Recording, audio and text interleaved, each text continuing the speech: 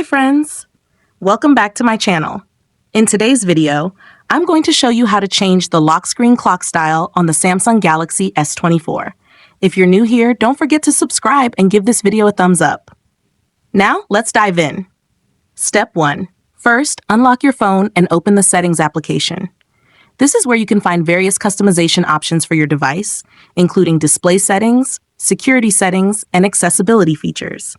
Step 2. Now, locate the search icon in the top right corner and tap on it. The search feature makes it much easier to find specific options without having to scroll through multiple menus manually. Step 3. In the search bar, type lock screen and AOD.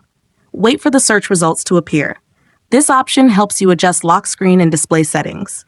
Step 4. After performing the search, find lock screen and AOD and tap on it, then select the Edit Lock Screen option.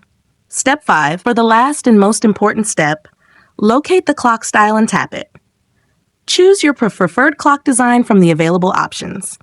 Once you've made your selection, tap Done to apply the changes. Your lock screen clock style will be updated instantly. If you found this tutorial helpful, don't forget to give it a thumbs up and subscribe to my channel for more great tips.